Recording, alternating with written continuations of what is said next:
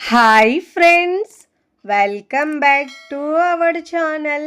ఈరోజు మన కిచెన్లో ఈ సంక్రాంతి పండుగకు గులాబీ పువ్వులను పర్ఫెక్ట్గా ఎలా చేయాలో చూపించబోతున్నానండి. ఈవెన్ ఫస్ట్ టైం చేసిన వారికి కూడా చాలా పర్ఫెక్ట్గా ఈజీగా చేసుకోవచ్చండి. పండగలకే కాకుండా స్వీట్ తినాలనిపించినప్పుడు ఇలా ట్రై చేయండి. చాలా అంటే చాలా బాగుంటాయండి. వీటిని మనం 15 లేదంటే 30 రోజుల వరకు స్టోర్ చేసుకొని కమ్మగా తినేయచ్చండి. క్రిస్పీగా టేస్టీగా తిన్న కొద్దీ తినాలనిపిస్తాయండి. ఇలా చేసిన గులాబీ పువ్వులు 1, 2తో అయితే అస్సలు ఆగరండి. అంత బాగుంటాయి. తియ్యగా తిన్న కొద్దీ తినాలనిపిస్తాయి. ఇక్కడ మీకు ఒకటి తుంచి చూపిస్తాను చూడండి, ఎంత గుల్లగా క్రిస్పీగా వచ్చినాయో. మరి ఇక ఏమాత్రం ఆలస్యం చేయకుండా చాలా ఈజీగా టేస్టీగా ఈసారి పండుగకు ఎలా చేయాలో గులాబీ పూలను చూద్దాం రండి. ముందుగా ఇక్కడ నేను ఒక మిక్సింగ్ బౌల్ తీసుకొని దాంట్లో 1 కప్పు మైదా పిండి తీసుకోవాలండి. అచ్చం మనకు స్వీట్ షాప్లో ఎలా ఉంటాయో అదే టేస్ట్ వస్తుందండి పర్ఫెక్ట్ కొలతలతో తీసుకుంటే. అదే కప్పుతో 1 కప్పు బియ్యపిండి తీసుకోవాలండి. బియ్యపిండి తీసుకోవడం వల్ల మనకు గులాబీ పువ్వులు అనేవి చాలా క్రిస్పీగా వస్తాయి. అదే కప్పుతో నేనైతే ఇక్కడ 1 కప్పు షుగర్ తీసుకుంటున్నానండి. స్వీట్ తక్కువ తినే వాళ్ళైతే 3/4 కప్పు అయినా తీసుకోవచ్చు. నేనైతే ఇక్కడ స్వీట్ అయితే కాస్త ఎక్కువ తింటారు కాబట్టి 1 కప్పు దాకా తీసుకున్నాను. దీంట్లో కొద్దిగా ఒక పావు టీ స్పూన్ దాకా ఉప్పు వేసుకోవాలండి. స్వీట్లో ఉప్పు వేసుకోవడం వల్ల టేస్ట్ చాలా బాగుంటుందండి. ఇప్పుడు అన్ని ఇంగ్రీడియంట్స్ని ఒకసారి బాగా ఇలా స్పూన్తో లేదంటే విస్కర్తో మిక్స్ చేసుకోవాలి. ఫస్ట్ టైం నా ఛానల్ చూస్తున్న వాళ్ళు ప్లీజ్ నా ఛానల్ని సబ్స్క్రైబ్ చేసుకోండి, లైక్ చేయండి, పక్కనున్న బెల్ ఐకాన్ని ప్రెస్ చేయండి. ఇలా ప్రెస్ చేయడం వల్ల నేను పెట్టే వీడియో నోటిఫికేషన్ ముందుగా మీ హోమ్ పేజ్కి వస్తాయండి. ఇప్పుడు ఇలా బాగా మిక్స్ చేసుకున్న తర్వాత ముందుగా అయితే 1 కప్పు వాటర్ వేసుకోవాలండి. అన్ని కొలతలు ఒకదాంతో తీసుకుంటే మనకు కొలత అనేవి పర్ఫెక్ట్గా వచ్చి పువ్వులు అయితే చాలా బాగా వస్తాయండి. ముందుగా అయితే 1 కప్పు వాటర్ వేసుకొని దాని తర్వాత మళ్ళీ 1/2 కప్పు వాటర్ వేసుకోవాలండి. మనకు ఎలా అయితే షుగర్ కరుగుతుందో అప్పుడు మనకు బ్యాటర్ అనేది పల్చగా అయిపోతుందండి.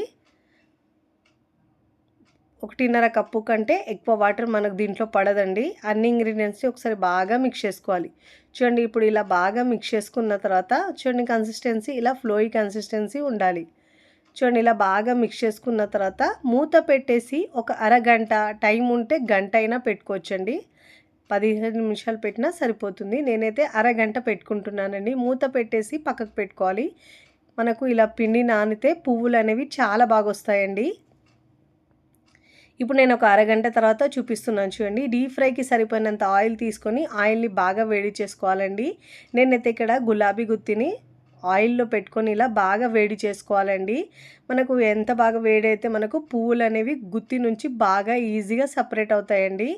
ఇప్పుడు చూడండి, అరగంట తర్వాత పిండిని ఒకసారి బాగా మిక్స్ చేసుకోవాలి. చూడండి, ఇలా కన్సిస్టెన్సీ నేను వీడియోలో చూపించిన విధంగా ఈ కన్సిస్టెన్సీ ఉండాలండి. స్పూన్కి కోట్ చేస్తే పిండి కోట్ అయ్యే విధంగా ఉండాలి. అప్పుడే మనకు పర్ఫెక్ట్గా పిండి రెడీ అయినట్టండి. ఇప్పుడు ఒకసారి ఇలా స్పూన్తో మిక్స్ చేసుకోవాలండి, విస్కర్తో అయినా సరే. ప్రతిసారి పువ్వులు వేసినప్పుడు ఒకసారి ఇలా మిక్స్ చేసుకుంటూ మనము పువ్వులను వేసుకోవాలి. చూడండి, ఇలా 3/4 వంతు ఇలా డిప్ చేసి మనము పిండిలో ఇలా మనం కాస్త కదిపితే ఈజీగా ఊడొచ్చేస్తుందండి. 1, 2 కాస్త వేడి అయ్యే వరకు మనకు కాస్త స్పూన్తో లేదంటే ఇలా మనం చాకుతో తీసేస్తే ఈజీగా ఊడొచ్చేస్తాయండి. ఎలా అయితే మనకు గుత్తి వేడైతే ఈజీగా పువ్వులు సపరేట్ అయిపోతాయండి. ఒక రెండిటికి ఇలా మనం చాకుతో లూజ్ చేసుకోవచ్చండి, ఈజీగా వచ్చేస్తుంది. ఎందుకంటే ఈ నాన్ స్టిక్ గుత్తితో చేసుకుంటే మనకు పువ్వులు అనేవి చాలా ఈజీగా సపరేట్ అవుతాయండి. చూడండి, ఇలా ఒకవైపు చేసుకుంటూ మరొకటి దీంట్లో వేసుకోవాలండి. ఇలా మనం కదిపితే ఈజీగా ఊడొచ్చేస్తాయి పువ్వులు అనేవి. మంచి గోల్డెన్ కలర్ వచ్చే వరకు కాల్చుకోవాలండి. గుత్తిని మాత్రం ఆయిల్లో ఉంచుకొని వేడి చేసుకోవాలండి. గుత్తి వేడి అయితేనే మనకు పువ్వులు అనేవి చక్కగా వస్తాయి. చూడండి, ఇలా మంచి గోల్డెన్ కలర్ వచ్చిన తర్వాత ప్లేట్లోకి తీసుకోవాలి. ఇలా ఒకవైపు ఫ్రై చేసుకుంటూ మరొక వైపు ఇలా మనము పువ్వులను వేసుకోవాలి, ఆయిల్లో డ్రాప్ చేసుకోవాలండి. ఇలా ఈజీగా కదిపితే మనకు ఊడొచ్చేస్తాయండి, పువ్వులు అనేవి సపరేట్గా అయిపోతాయి. ఆయిల్ వేడైన తర్వాత మంటను మీడియం ఫ్లేమ్లో లేదంటే లో ఫ్లేమ్లో ఉంచి మాత్రమే పువ్వులను ఫ్రై చేసుకోవాలండి. లేదంటే హై ఫ్లేమ్లో ఉంచితే మాడిపోతాయండి, తొందరగా కలర్ చేంజ్ అయిపోయి చూడండి ఇలా మంచిగా ఒకవైపు ఫ్రై అయిన తర్వాత మరోవైపు తిప్పుకొని మంచి గోల్డెన్ కలర్ వచ్చే వరకు కాల్చుకోవాలండి. మనం గుత్తిని మాత్రం ఆయిల్లోనే ఉంచి ఇలా వేసేటప్పుడు మాత్రం తీసుకొని డిప్ చేసుకొని పిండిని ఇలా డ్రాప్ చేసుకోవాలి. చూడండి ఇలా మంచి గోల్డెన్ కలర్ వచ్చే వరకు కాల్చుకోవాలండి. పువ్వులు అయితే చాలా టేస్టీగా ఉంటాయండి. ఇలా డిప్ చేస్తూ మనము ఆయిల్లో డ్రాప్ చేసుకోవాలి. ఇలా మంచిగా గోల్డెన్ కలర్ వచ్చే వరకు తిప్పుతూ ఫ్రై చేసుకోవాలండి. ఇలా మంచి గోల్డెన్ కలర్ వచ్చిన తర్వాత ప్లేట్లోకి తీసుకోవాలి. ఫ్రై చేసిన తర్వాత కాస్త మెత్తగానే ఉంటాయండి. ఎలా అయితే చల్లబడతాయో అప్పుడు మనకు క్రిస్పీగా అయిపోతాయి పువ్వులు అవి.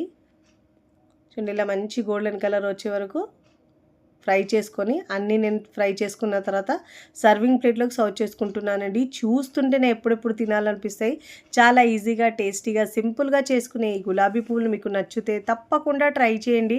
ట్రై చేసి ఎలా కుదిరిందో కామెంట్ ద్వారా తెలియచేయండి. మీకు తుంచితేనే తెలుస్తుంది ఎంత క్రిస్పీగా గుల్లగా వచ్చినాయి. ఈ పండుగకు మీరు తప్పకుండా ట్రై చేయండి. వీడియోని లైక్ చేయండి. లైక్ చేసి హైప్ బటన్ని నొక్కండి. ఫ్రెండ్స్ ఫ్యామిలీకి షేర్ చేయండి. మరికొన్ని టేస్టీ సింపుల్ క్విక్ రెసిపీస్ కోసం టీ కిచెన్ని సబ్స్క్రైబ్ చేసుకోండి. కమెంట్ చేయడం అస్సలు మరవకండి. Thanks for watching.